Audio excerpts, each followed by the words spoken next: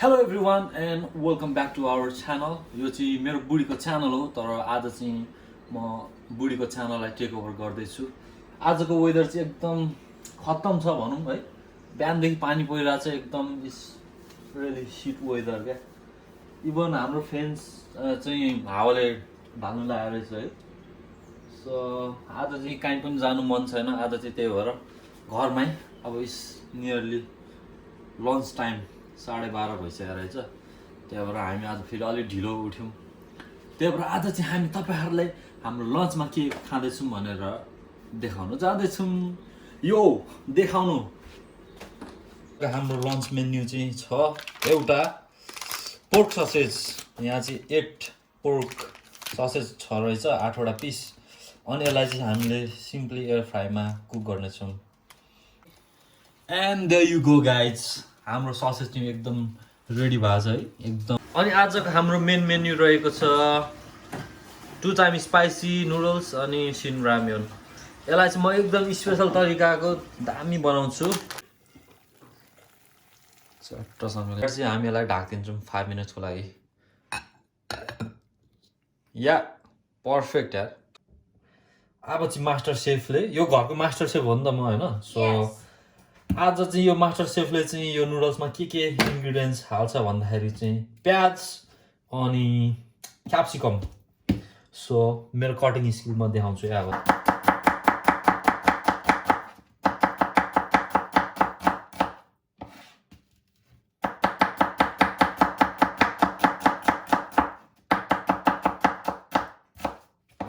आँखा पोल्यो यार.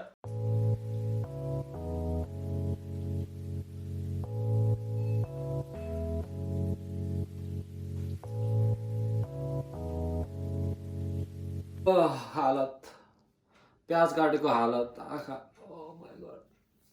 एउटा प्याज काट्दैछ. बुढीले मलाई पिट्यो. डिस्यु. अब नुडल्स पनि 5 मिनट भइसकेको छ. हेर्नु सक्नुहुन्छ च्याट्टसँगले यहाँनिर होइन. चलाउँ न हल्का. या पाकेछ है. चट्टैलाई चाहिँ अब यो पानी चाहिँ हालिदिउँ. अब ल तातेको छैन रहेछ, भर्खरै गरेको. अब जस्ट 2-3 मिनट पर्ख्यौँ यसलाई. त्यतिन्जेलमा चाहिँ अब तेल रेडी गर्दै गरौँ. ओल is ready. So I think यति नै होला है. चाउचाउ भयो, प्याज, क्याप्सिकम, ओइल. अब चाहिँ ससेजको पालो रहेको छ. अघि हामीले पकाएको ससेजलाई चाहिँ होइन गोलो गोलो स्टाइलमा चट्ट चप गरिन्छ.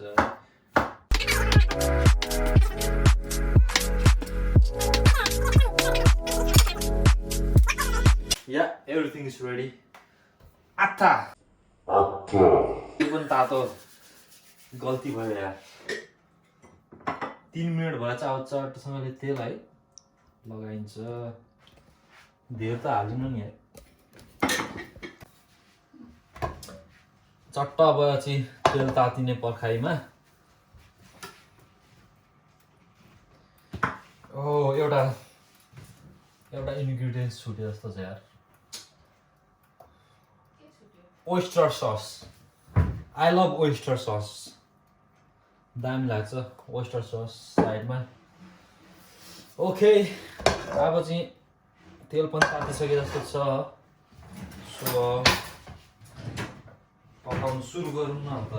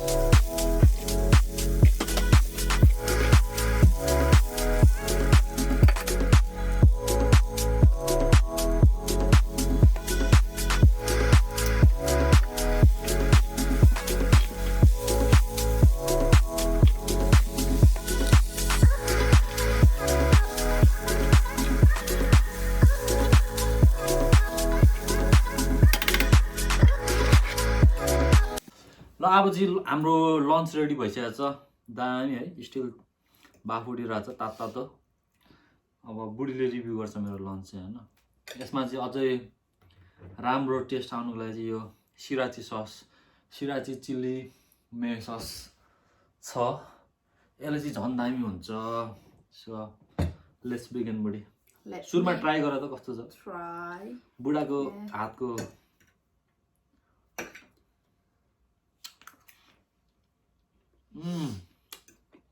ससेज चाहिँ दामी भएछ है पिरो पिरो तर Cheers.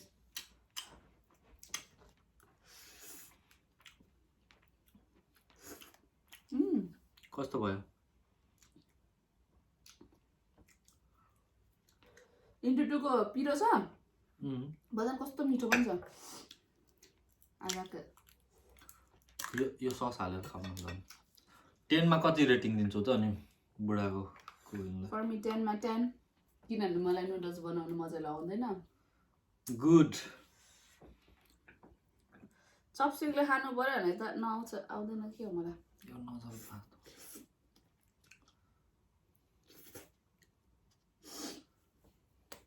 Yeah sriracha sauce My favorite sausage. यसलाई चाहिँ चट्टसँगले हैन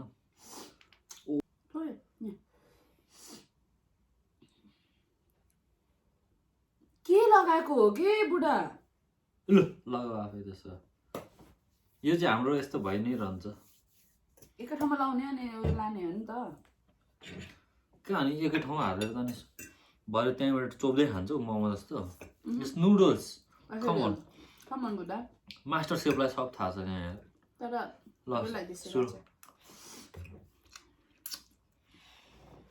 I don't like this म त मिठो लाग्यो हैन सस हो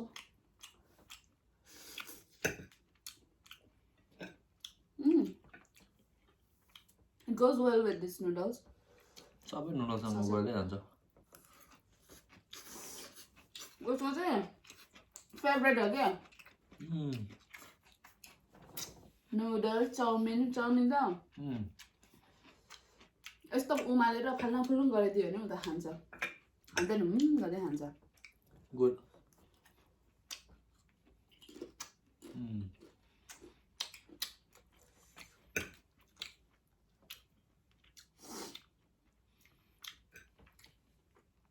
दामी Yeah, it's up to that. No way. Oyster ससको कस्तो दामी फ्लेभर आएको क्या तिमीलाई कस्तो लाग्छ ओस्टर सस आएको छ ओके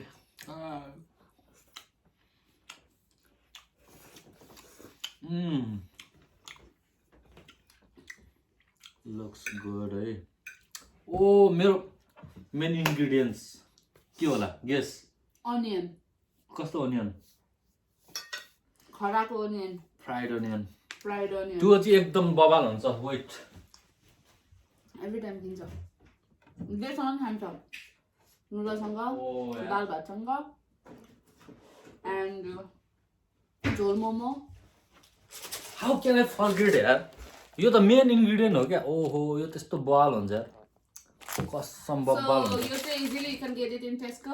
या कति धेरै पाउँछ खान्छौ थोरै थोरै कता साइडमा एक ठाउँमा मात्र भयो भने अब भयो म चाहिँ हरि खान्छु यार यस्तो दामी हुन्छ यार oh my God This is so good. पिरो भएको तिमीलाई म के लायो त्यही उयो मात्र तिल पनि आएको छ स्वाद त्यो त तिल त भइहाल्छ नि अभियसली त्यो उसमा मसलामा चट्टसँगले गो खाम चट्ट यस्तो देखिन्छ है बब्बाल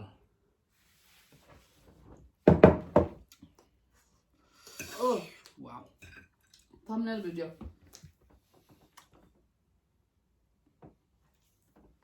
ल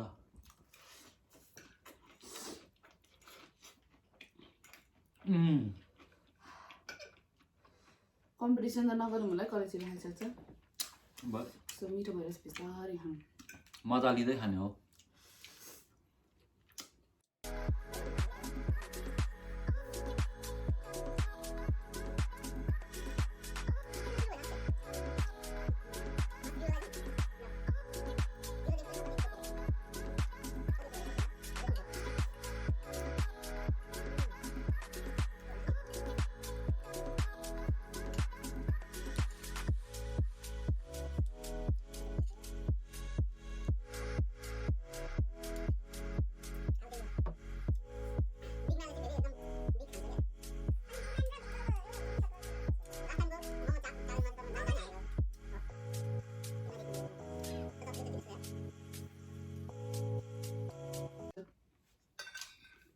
अब च्यालेन्ज कसले छिटो खाइसक्छ गर्ने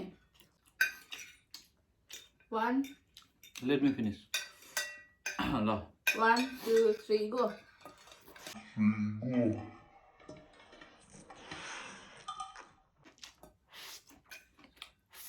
फिनिश हो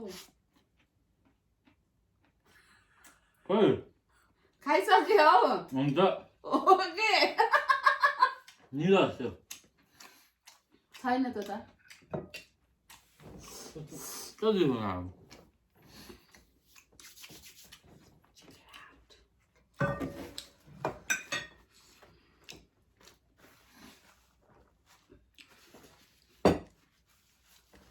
अगायो है आम्मा धेरै बुढाले पकायो अब बुढीले भाँडा धुन्छ हाउ इज द्याट छुट्टीमा पनि भाँडा धुउँछौ रक पेपर सिजर खेलौँ न त ल rock paper scissor boom boom boom तीनचोटीमा त्यो त झेली भयो त्यहाँ रेकर्डेड छ एकदम कमेन्टमा आउँछ नि फेरि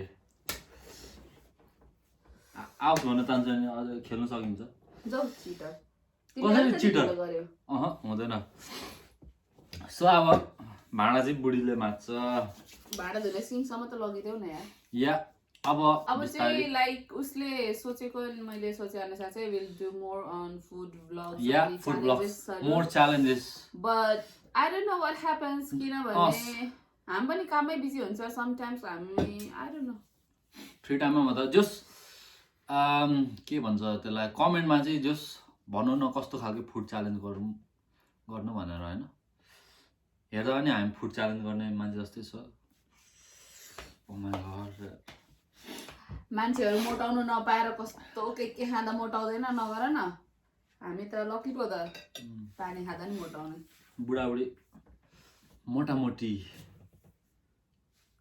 ठिकै छ केही छैन मोटामोटी हो तर घटिन्छ हामीहरू हामी आई थिङ्क घटेर एउटा गर्नुपर्छ होला क्या के भन्छ नाटक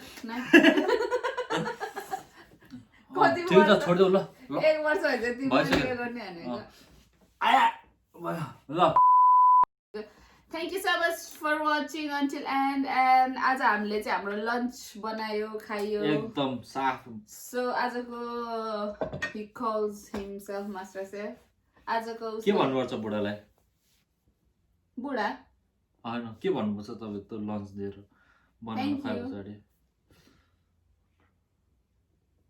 भागे पनि टाइम एनीवे अब यति भन्दै चाहिँ आजको भिडियो चाहिँ यही एन्ड गर्नु पर्ला र and then don't forget to like share and subscribe